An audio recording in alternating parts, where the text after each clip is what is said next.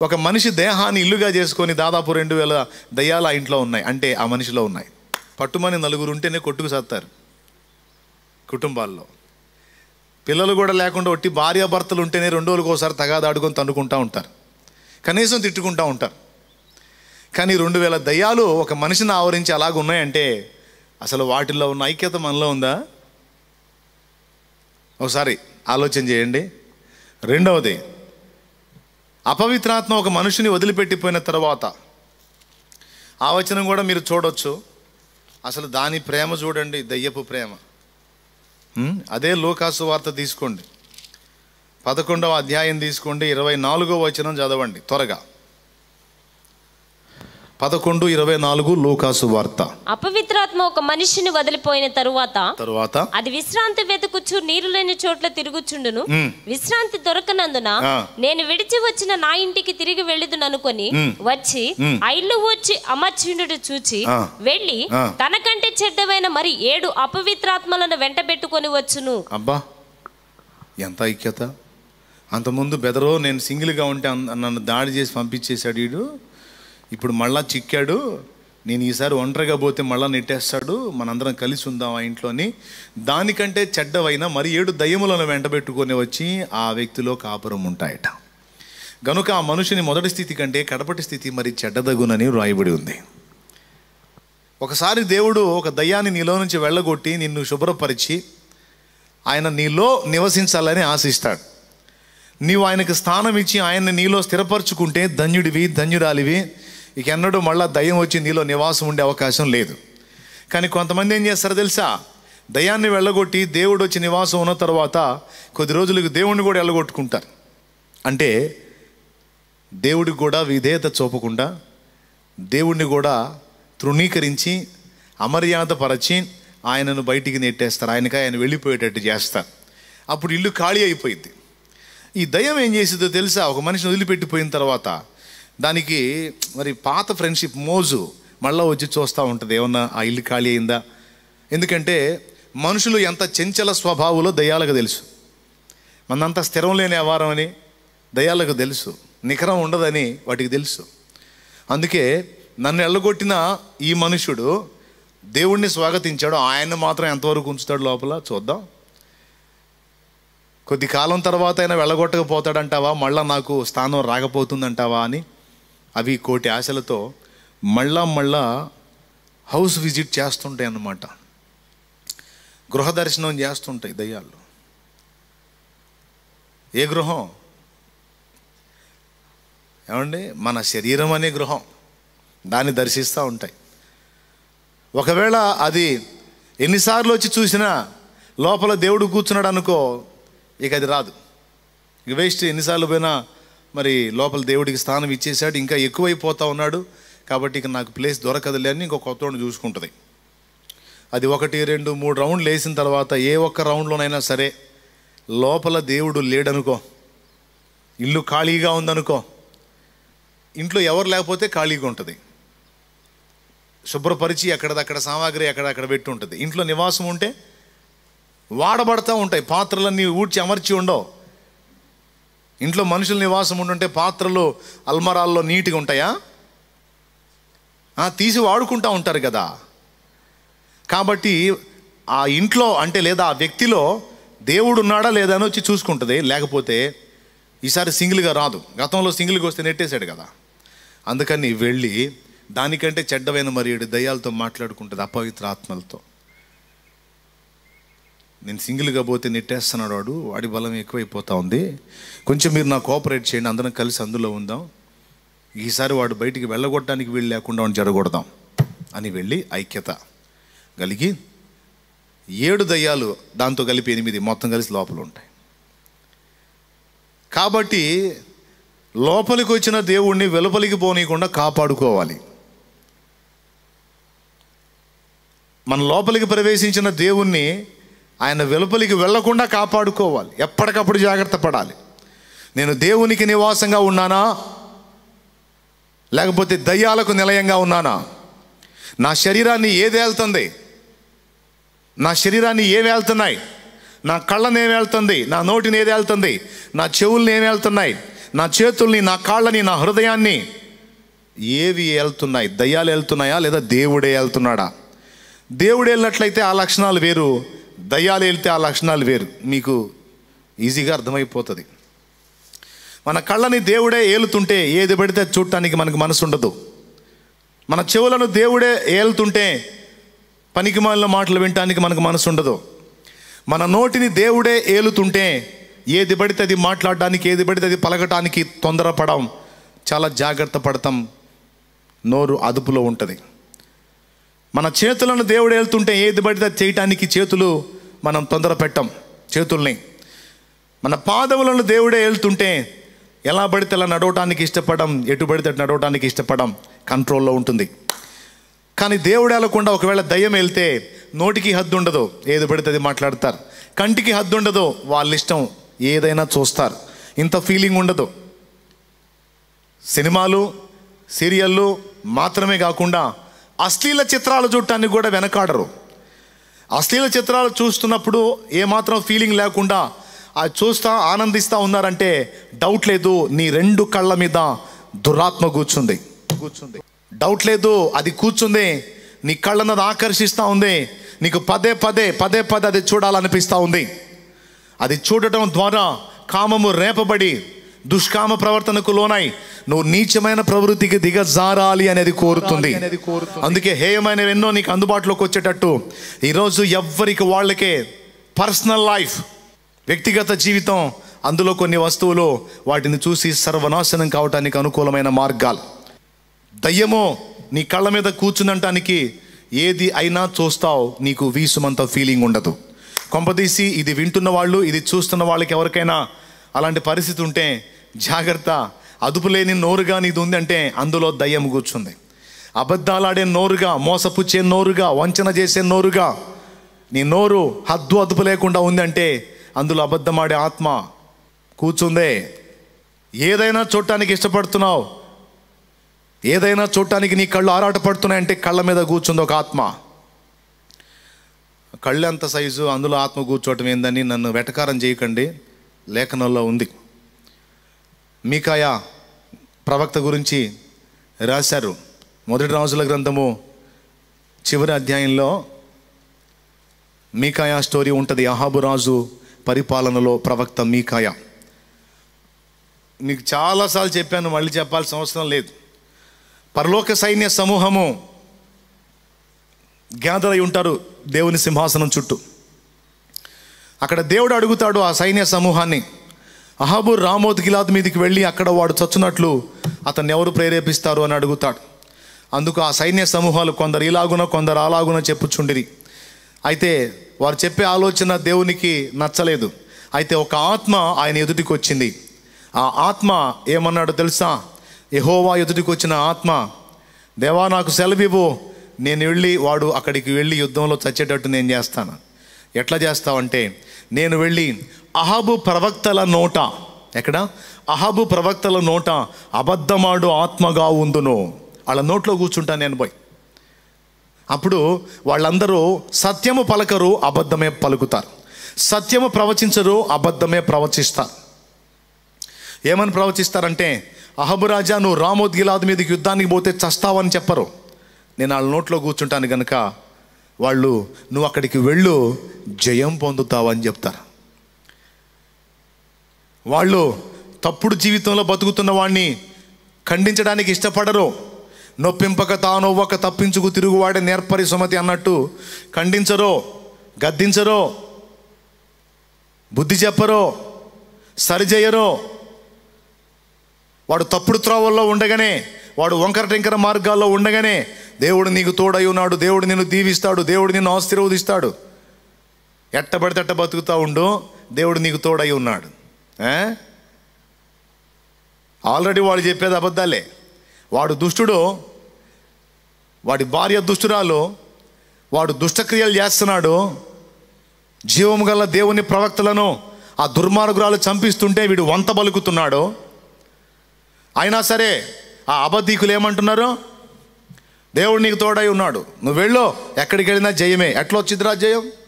నువ్వు వంకర టెంకర బతుకుతా అక్రమ మార్గాల్లో నడుస్తా, అక్రమ సంబంధాల్లో కొనసాగుతా, తప్పుడు జీవిత విధానం కలిగి, మారు మనసు లేకుండా, పశ్చాత్తాపం లేకుండా, దిద్దుబాటు లేకుండా, వంకర టెంకర బతుకుతా నీచమైన ప్రవృత్తిలో జీవిస్తూ ఉంటే దేవుడు తోడై ఉంటాడా? ఎందుకు బాగా ఫుల్గా పాపాలు చేసుకో బాబా అని తోడై ఉంటాడా? కానీ తప్పుడు త్రోవలో వెళుతున్న వీరిని గద్దించరో, సరిచేయరో. అలా సరిచేస్తే వారి వల్ల వచ్చే వచ్చుబడి పోతుంది. జీతగాళ్ళు కదా, జీతం ఎక్కడ పోతుందో అని దిద్దుబాటు చేయడానికి ఇష్టపడరో. వాళ్ళు అక్రమ మార్గాల్లో ఉండగానే వాళ్ళకి సపోర్ట్ చేస్తూ ఉంటారు. ఆల్రెడీ వాళ్ళు ఆ బ్యాచే కాబట్టి నేను వెళ్ళి వాళ్ళ నోట్లో కూర్చుంటాను, నోటిలో ఉంటానంది. చూడు, చదువుతారా? రాజుల మొదటి గ్రంథము 22:21 చదువు తల్లి. అంతలో ఒక ఆత్మ ఎదుటికి వచ్చి, దేవుని ఎదుటికి వచ్చి యెహోవా సన్నిధిని నిలవబడి నేను అతన్ని ప్రేరేపించదనగా, యెహోవా ఏ ప్రకారము నీవు అతన్ని ప్రేరేపించదు అని అతన్ని అడిగెను. అందుకతడు, నేను బయలుదేరి అతని ప్రవక్తల నోట అబద్ధమాడు ఆత్మగా ఉందునని చెప్పగా. చూడండి, ఆత్మ అన్నాడు, మళ్ళా అతడు అన్నాడు. అంటే ఒక వ్యక్తి. చూసారా, ఒక వ్యక్తి మళ్ళా ఆత్మ అంటున్నాడు. అంటే ఒక పర్సనే, కానీ పోయి ఎక్కడ కూర్చుంటానన్నాడు, వాళ్ళ నోట్లో కూర్చుంటాను. కాబట్టి హద్దు అదుపు లేకుండా నీ నోరు మాట్లాడుతుందంటే అందులో ఒక ఆత్మ కూర్చుంది. ఏది పడితే అది చూసి ఇంత ఫీలింగ్ లేకుండా అంటే నీ కళ్ళ మీద ఒక ఆత్మ కూర్చుంది. ఏది పడితే అది చేసేస్తున్నావు అంటే నీ చేతుల్లో ఒక ఆత్మ డ్రైవ్ చేస్తుంది. ఎటు పడితే అటు నడుస్తున్నావు, నీ ఇష్టం వచ్చినట్టుగా నువ్వు అడుగులేస్తున్నావు అంటే నీ కాళ్ళను ఒక ఆత్మ లీడ్ చేస్తుంది. నీ తలంపులను ఒక ఆత్మ ప్రేరేపిస్తుంది. చెడుగో వినడానికి నీ మనసు ఉవ్విళ్ళూరుతుంది అంటే నీ చెవుల మీద కూడా ఒక ఆత్మ కూర్చున్నట్టే. ఎన్ని ఆత్మలు కూర్చుంటాయి ఏంటంటే, ఎన్ని అవయవాలు ఉన్నాయో, ఎన్ని అవయవాలకు వాటికి అందుబాటులో ఉండే అవకాశం ఉంది, అన్ని అవయవాల మీద కూర్చుంటాయి. అన్నిటి మీద ఒకే ఆత్మ కూర్చోవట్లా, వాటి డ్యూటీలు వేరు. అది కూడా ఒక రహస్యమే. ఒకే ఆత్మ 4 పనులు చేయదండి. కామోద్రేకాన్ని రెచ్చగొట్టి, కామ ఆలోచనలు పుట్టించి, కామేచ్ఛలకు రెచ్చగొట్టే ఆత్మ ఒకటి. దాని డ్యూటీ ఎక్కడ ఎవరు చిక్కితే వాళ్ళని అదే పని చేయటం. ఆత్మహత్యలకు ప్రేరేపించే ఆత్మ ఒకటి, గాఢ నిద్రాత్మ ఒకటి, మూర్ఖత గల ఆత్మ ఒకటి, బైబిల్లో ఉన్నాయి ఇవి. మద్యపానాసక్తి రేపే ఆత్మ ఒకటి, మోసాలు చేసేదానికి ప్రేరేపించే ఆత్మ ఒకటి, నరహత్యలకు ప్రేరేపించే ఆత్మ ఒకటి, అల్లరి పుట్టించడానికి ఒక ఆత్మ ఉంటుంది. అది ఊరికి తగాదలు పెడుతుంటుంది. ఆ ఆత్మ వశుడైన వాడు ఇద్దరి మధ్యలోకి వెళ్ళాడంటే వాళ్ళు దన్నుకు సత్తారు. బాగా కళకళలాడుతున్న వాళ్ళు, అంతా ఐక్యంగా ఉన్నవాళ్ళైనా సరే, ఈ విభేదాలు పుట్టించి ఆత్మ పట్టిన వాళ్ళ మధ్యలోకి పోయాడంటే, విభేదాలు పుట్టించి ఆత్మ పట్టిన స్త్రీ వాళ్ళ మధ్యలోకి పోయిందంటే వాళ్ళు దన్నుకు సత్తారు. ఎందుకంటే తగాదలు పెట్టి తమాషా చూసే ఆత్మ అన్నమాట ఇది. ఐక్యత జడగొట్టి అల్లర్లు పుట్టించే దయ్యం ఇది. ఇట్లాగా దయ్యాలన్నీ ఒకే పనిలో లేవు. దొంగతనాలకు పదే చోరత్వాన్ని రేపే ఆత్మ, జారత్వానికి రేపే ఆత్మ సపరేట్. ఎందుకో తెలుసా? ఒకడే 4 పనులు చేయాలంటే నాణ్యత తగ్గిద్దని వాడు ఏ పనికి ఆ పని సపరేట్ పెట్టాడు. మన సైనికుల్లో కానీ ఎయిర్ ఫోర్స్ అని, నేవీ అని, సిఆర్పిఎఫ్ అని, ర్యాపిడ్ యాక్షన్ ఫోర్స్ అని, రకరకాలుగా సివిల్ అని శాఖలు విడగొట్టారు చూడండి. అందరికి ఒకే పని ఉండదు. అట్లాగా దయ్యాలు కూడా, దేవదూతలు చేసే పని కూడా అంతే. అందరూ ఒకే పని చేయరు. వాళ్ళకు నిర్ణయించబడిన పని వాళ్ళు చేయాలి. మిఖాయేలు ఉన్నాడు, దేవుని యుద్ధాలు చేసే పని మిఖాయేల్ది. తెలుసా మీకు? మిఖాయేలు పని అది. గాబ్రియేల్ ఉన్నాడు, ఇన్ఫార్మర్, సమాచారకుడు. ఏ వర్తమానం భూమి మీద భక్తులకు అందించాలన్నా గాబ్రియేల్ వస్తాడు. మరియ దగ్గరకు వచ్చాడు, యోసేపు దగ్గరకు వచ్చాడు, దానియేలు దగ్గరకు వచ్చాడు. వీళ్ళందరి దగ్గరకు వచ్చి వాళ్ళకి దేవుని దగ్గర నుండి సమాచారం. జకర్యా దగ్గరకు వచ్చి యోహాను గురించి చెప్పాడు. ఆయన పని అదే. దేవునికి స్తోత్రం కలుగును గాక. సైతాన్ని సపరేట్గా చేసేది అంతా దేవుని చూసి కాపీ కొడతాడు వాడు. దేవుని వ్యూహం ఎలా ఉందో అట్లనే వాడు అంత ఆయన చూసి కాపీ కొట్టుకుంటాడు. మరి ఇంక వేరే గైడెన్స్ ఎక్కడ ఉంటుంది వాడికి? కాబట్టి వాడు దయాలన్నిటికీ ఒకే పని పెట్టడు. కాబట్టి సోదరుడా, నీలో కలుగుతున్నటువంటి ఆలోచనలను బట్టి, నీ ప్రవర్తనలో ఉన్నటువంటి పరిస్థితులను బట్టి నువ్వు ఏ ఆత్మవశంలో ఉన్నావో నీకే అర్థమైంది.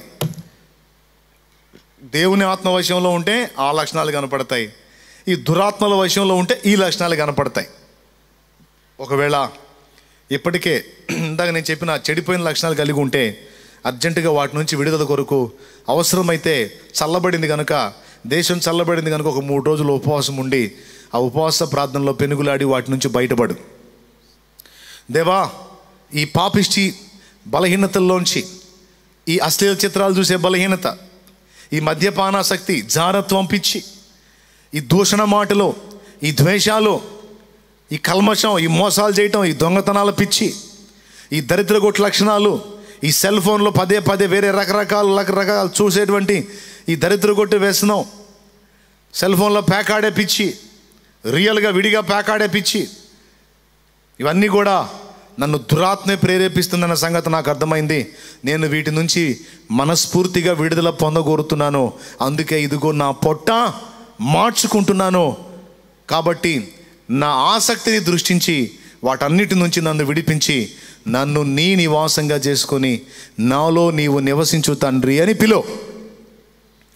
అప్పుడు నీకై నువ్వు మనస్ఫూర్తిగా మామూలు కూడా కాకుండా ఉపవాసం ఉండి మరి ఈ మొండి బలహీనతల నుంచి విడుదల పొందగోరావు గనుక ఈ ఉపవాస ప్రార్థనని శత్రువైన సాతానుకు చూపించి, ఒరే నీ బ్యాచ్ మొత్తాన్ని వాడికి తగిలిచ్చావు, నా బిడ్డ ఇష్టపడట్లేదురా వాటి ఏలుబడికి, వాటిని తొలగించి నన్ను నివసించమని పిలుస్తున్నాడు. అందుకు గాను ఇదిగో ఉపవాసం కూడా ఉన్నాడు కనుక ఇదిగో నా బిడ్డ ఆసక్తిని బట్టి ఇక నేను జోక్యం చేసుకుంటున్నానని ఇక దేవుని వెలుగు ప్రసరించడం మొదలుపెట్టింది భక్తుని మీదకి. ఎప్పుడైతే ఇక ఆయన వచ్చేసాడో ఇక పెద్ద మనుషులంతా పరార్. కళ్ళ మీద కూర్చున్న ఆత్మ పోయిద్ది, నోట్లో కూర్చున్న ఆత్మ పోయిద్ది, చెవుల మీద కూర్చున్న ఆత్మ పోయిద్ది, చేతుల మీద కూర్చున్న ఆత్మ పోయిద్ది, కాళ్ళ మీద కూర్చున్న ఆత్మ పోయిద్ది. అన్నీ పోయి దేవుడే మనల్ని నివాసం చేసుకుని ఆయన నివసించటం మొదలు పెడతాడు. అంతకుముందు దయ్యాల కుహరంగా ఉన్న నీ దేహమే ఆయన వచ్చుట చేత దేవాలయముగా మారిద్ది. దీనికి మన కృషి తప్పనిసరి. ఎందుకంటే యేసయ్యే చెప్పాడు, శిష్యులు ఒక దయ్యాన్ని ఎల్లగొట్టలేకపోయారు. శిష్యులు ఎల్లగొట్టకపోయిన దయ్యాన్ని యేసు ప్రభు వారు గద్దించగానే వెళ్ళిపోయింది. ఆయన ప్రశాంతంగా ఉన్నప్పుడు చిన్నగా దగ్గరకు పోయి, ప్రభువా మేమెందుకు దాన్ని వెళ్ళగొట్టలేకపోతామని వారు అడుగుతారు. అప్పుడు యేసు ప్రభు అంటాడు, ఇలాంటివి వదిలిపోవాలంటే ఉపవాస ప్రార్థన వల్లనే తప్ప ఇలాంటివి వదిలిపోవట అసాధ్యం అంటే మొండి దెయ్యం అంటాడు. ఈ అసాధ్యమైన వదిలిపోవాలంటే ఉపవాస ప్రార్థన తప్పనిసరి అన్నాడు. ప్రార్థన వల్లనే అని కింద పుట్టినోట్లో ఉపవాసం వల్లనే అంటాడు. సో ఉపవాస ప్రార్థన అనేక రీతుల మనకి ప్రయోజన కారణం అవుతుంది. అందులో ఒకటి, దేవునికి మనం విన్నవించుకుంటున్నాం ఏంటంటే, నా మీద ఏలుబడి చేస్తున్న ఈ అపవిత్ర ఆత్మల విషయమై నేను బహుగా బాధపడుతున్నాను, వీటి నుంచి వెళ్ళగొట్టుమని తిండి కూడా మానుకొని నిన్ను బతిమాలుతున్నాను. ఇవి నా మీద ఉంటే వీటి వల్ల నేను చేసే పనుల వల్ల నాకు ఆహారం కూడా సహించట్లేదు దేవా, నన్ను అంత అసహించుకుంటున్నాను, నా మీద ఏలుబడి చేసే ఈ దయ్యాలను కూడా అసహించుకుంటున్నాను అని నీ తీర్మానాన్ని ఎప్పుడైతే నువ్వు చూపిస్తావో డౌట్ లేదు, ఖచ్చితంగా ఆయన ఎంటర్ అవుతాడు. ఎంటర్ అయి దెబ్బకి ఇల్లు ఖాళీ చేపిస్తాడు. ఖాళీ చేపించి ఆయన వచ్చేస్తాడు. వచ్చినాక ఇంకా పోకుండా చూసుకోవాలి. మళ్ళా నువ్వు ఆయన మాట వినకుండా అమర్యాదగా నడుచుకొని పిచ్చి పిచ్చి పనులు చేస్తే సైలెంట్గా వెళ్తాడు. ఇక సావు నువ్వే అని. ఇప్పుడు నన్ను మీ ఇంటికి పిలిచారండి, మర్యాదస్తున్నా లేకపోతే సిగ్గులేనున్నా? మీరేమనుకుంటున్నారు నా గురించి? షాలేము రాజా అన్న అంటే ఒక మర్యాదస్తుడా లేదా సిగ్గులేనుడా? ఆయన లెక్క చేసేది ఆడి సిగ్గాచారమా అని ఏమన్నా అనుకుంటారా? నేను ఒకవేళ సిగ్గులేనుడైనా నా మీద మీకున్న ప్రేమ మమకారాలను బట్టి, గౌరవాన్ని బట్టి మీరు నాకు రెస్పెక్ట్ ఇస్తారు, గౌరవనీయమైన వ్యక్తి అని అనుకుంటారు, మర్యాదస్తుడు అనుకుంటారు. మీ ఇంట నన్ను చేర్చుకున్నారు, ఉండమని పిలిచారు, కానీ రోజు నన్ను అవమానపరుస్తున్నారు. నేను చెప్పింది వినరు, నేను చెప్పింది చేయరు, నన్ను పట్టించుకోరు. మీ మాటలు మీయే, మీ ఆలోచన మీదే, మీ తలంపులు మీయే, రోజు నన్ను బాధ పెడతానే ఉన్నారు. మరి ఇక నేను ఏం చేస్తాను? హెచ్చరిస్తాను, కొద్దిగా మీ ప్రవర్తన బాగలేదు. ఆహ్వానించడం అయితే ఆహ్వానించారు కానీ నన్ను అసలు పట్టించుకోవటం లేదు. నేను ఎంత నిరీక్షించానో మీకోసం, కానీ మీ మీ ప్రవర్తన అంతా వేరుగా ఉంది, నాకు బాధ కలుగుతుంది అని చెప్తాను. ఏడిసావు, నీకు బాధ ఏంది, నీకు అట్లాంటివి కూడా ఉంటాయా అని మళ్ళీ మీ తంతులో మీరు కొనసాగారనుకో, మళ్ళీ హెచ్చరిస్తాను. అలా 1, 2, 3 బాగా ఓర్పు గలవాడినైతే కనీసం 10 సార్లు, మీ మీద నాకు అమితమైన ప్రేమ ఉంటే కనీసం ఒక 7-8 సార్లు 10 సార్లు నేను ఇలా బాధపడుతున్నాను, మార్చుకోండి మీ ప్రవర్తన, మార్చుకోండి చెప్తా. ఎంతకీ వినకపోతే చివరికి ఏం చేస్తా, వచ్చేస్తాను బయటికి. కొంతమంది జీవితాల్లో అలానే జరిగింది. దేవునికి స్తోత్రం కలుగును గాక. చెప్పండి. సౌలు జీవితం అలాగే, శాంసన్ జీవితం అలాగే. అలాంటి పరిస్థితి ఉంటుంది కాబట్టి 51వ కీర్తన 11వ వచనంలో పాపము చేసిన దావీదు దేవుని ఆత్మను కోల్పోయే ప్రమాదం ఉంది కనుకనే, దేవా నా యందు శుద్ధ హృదయము కలుగజేయుము, నీ పరిశుద్ధాత్మను నా యొద్ద నుండి తీసివేయకుము అని బతిమాలుకున్నాడు. అంటే తేడా వస్తే ఆయన తీసివేయబడతాడు, అంటే వెళ్ళిపోతాడు. సౌలు జీవితంలో అదే జరిగింది. అది జరగకుండా జాగ్రత్త పడాలి. ఆయన మనలో నిలిచి ఉండాలంటే ఆయనకు విధేయత చూపాలి, లోబడాలి. నీకే మంచిది, నీ మంచికే.